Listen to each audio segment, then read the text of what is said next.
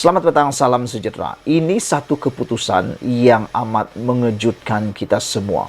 Apabila Bersatu melapor kepada SPRM berhubung Pakatan Harapan BN belanja mewah pada PRU 15. Sehingga seorang pemimpin daripada DAP mengatakan buktikan kalau ada perbelanjaan yang mewah itu. Ini mungkin ada kaitan dengan tindakan SPRM membekukan akaun Bersatu baru-baru ini.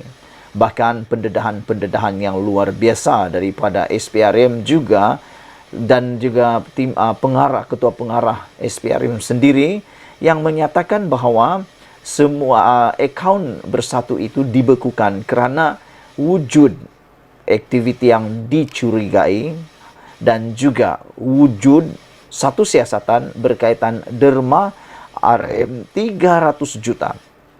Dan seperti yang diwar-warkan oleh pemimpin-pemimpin yang lain, mereka juga mengatakan bagaimana parti Bersatu itu yang umurnya baru setahun jagung, baru 6 tahun, tetapi kekayaan akaunnya luar biasa, melampaui pemikiran biasa. Bagaimana, dari mana sumber, siapa yang derma, kata mereka. Bahkan Puan Zarkasi juga menyatakan, beliau kata patut disiasat dengan sebaik-baiknya dan dia pun mahu tahu siapa penderma yang sangat budiman itu.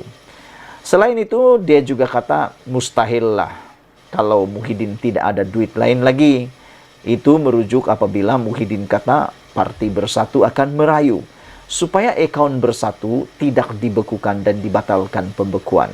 Jadi, ini membawa kepada peringatan sekali lagi oleh Puan Zarkasi dalam isu kes di mana Anwar Musa mengatakan pada waktu PRN Sabah, Anwar Musa kata Muhyiddin bantu dengan wang berjuta. Jadi adalah satu kebenaran juga, ada juga satu logiknya apabila Puan kata di mana duit itu dan mustahil tidak ada lagi duit Muhyiddin untuk menggaji staf Bersatu atau Perikatan Nasional, kata beliau. Hari ini kita dikejutkan pula apabila Bersatu mengambil tindak balas respon kepada perkara itu dengan melapor pula kepada SPRM berhubung Pakatan Harapan dan BN belanja mewah pada PRU 15. Kita pun tak tahu apa maksud dia berbelanja mewah ini. Jom kita lihat laporannya.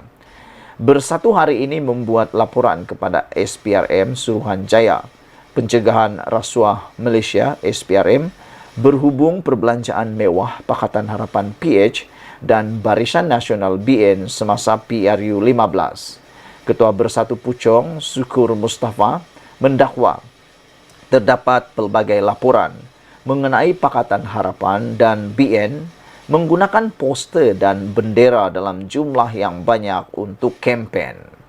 Syukur turut mendakwa Anwar Ibrahim, pengerusi Pakatan Harapan dan Presiden PKR menggunakan helikopter mewah semasa kempen pilihan raya.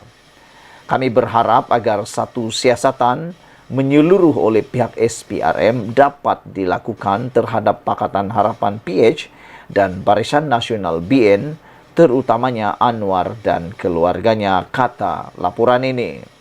Laporan ini memerlukan tindakan yang adil daripada dan segera daripada SPRM, katanya pada sidang media di Ibu Pejabat SPRM. Syukur juga mempersoal bagaimana anak Anwar, yaitu Nurul Izzah, boleh dilantik sebagai penasihat kanan ekonomi dan keuangan kepada Perdana Menteri itu tanpa menerima sebarang pampasan maupun gaji. Laporan itu menyusul desakan bekas pembantu Muhyiddin Yassin, Marzuki Muhammad, yang mahu SPRM menyiasat PKR dan DAP berhubung perbelanjaan ketika PRU 15 termasuk sumber dana. Kenyataan Marzuki muncul setelah SPRM membekukan akaun Bersatu. Dikatakan ada kaitan dengan siasatan berhubung dakwaan penyelewengan berbilion ringgit bagi pakej rangsangan COVID-19. Muhyiddin menafikan dakwaan sedemikian dan menegaskan Pentadbirannya tidak pernah salah guna dana ketika beliau menjadi Perdana Menteri. Syukur mendakwa pelbagai tuduhan dilontarkan terhadap Bersatu bagi mencipta persepsi negatif terutama menjelang PRN. Beliau juga mendakwa Bersatu dihukum tanpa sebarang proses wajar, tanpa atau sambil menyatakan akaun parti dibekukan sebelum SPRM melengkapkan siasatan. Saudara-saudara sekalian, kita sangat berharap supaya isu ini dapat diselesaikan dengan segera. Siasatan kalau boleh dilakukan dengan telus. Dan apa-apa keputusan pun terpulanglah kepada kerajaan. Sekian dulu untuk kali ini. Jangan lupa tinggalkan komen Anda, tekan butang subscribe. Kita jumpa lagi. Bye-bye. Selamat petang, salam sejahtera. Ini satu kejutan yang amat besar berlaku dalam politik Malaysia.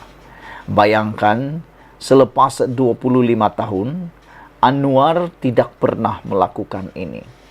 Perdana Menteri kita, Anwar Ibrahim, tidak pernah melakukan ini selepas 25 tahun. Yang mana Anwar kali pertama akan menjejakkan kaki ke pejabat UMNO pada malam ini. Wah! Buat apa Anwar ke sana? Ikuti terus ulasan ini dan jangan lupa tekan butang subscribe untuk mendapatkan isu-isu terkini daripada channel saya ini. Baik, sebelum kita mengetahui apa tujuan Anwar Ibrahim datang ke pejabat UMNO pada malam ini selepas 25 tahun selepas beliau dipecat daripada UMNO 25 tahun yang lepas oleh Tun Mahathir Mohamad sendiri. Apakah dengan ini akan ada sinar baru yang mana mungkinkah UMNO dan juga Pakatan Harapan ataupun PKR akan membuat kerjasama yang lebih besar dalam mana-mana kerjasama politik selepas ini?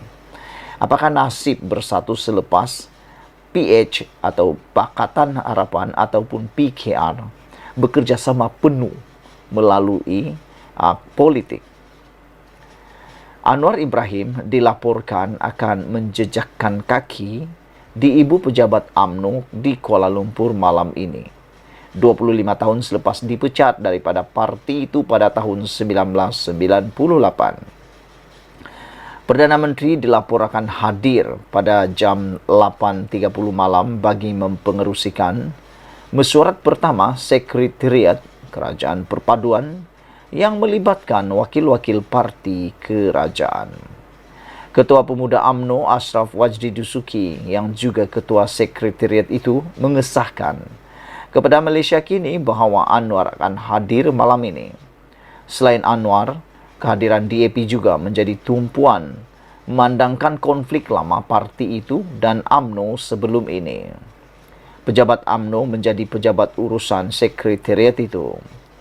Sekretariat itu ditubuh bagi membincangkan perjalanan kerajaan dan langkah ke hadapan, termasuk kerjasama politik serta janji-janji manifesto parti-parti kerajaan. Dalam Perhimpunan Agung UMNO sebelum ini, hanya wakil BN diundang atas alasan ingin menyelesaikan perkara-perkara yang berbangkit dengan keputusan dalam UMNO dan BN. Bagaimanapun, ramai melihat tindakan itu dibuat supaya penyokong UMNO tidak terkejut dengan perubahan drastik hala tujunya yang membentuk kerajaan dengan musuh tradisi kali ini. Malaysia Kini sedang cuba mendapatkan butiran lanjut berkaitan mesyuarat malam ini.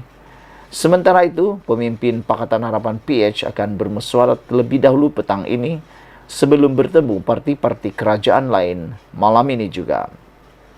Saudara-saudara sekalian, seperti yang saya nyatakan sebentar tadi, perkara ini memang luar biasa. Tidak pernah Anwar lakukan, tidak pernah Anwar berani lakukan semula, tetapi selepas 25 tahun, Anwar benar-benar laksanakan yang luar biasa.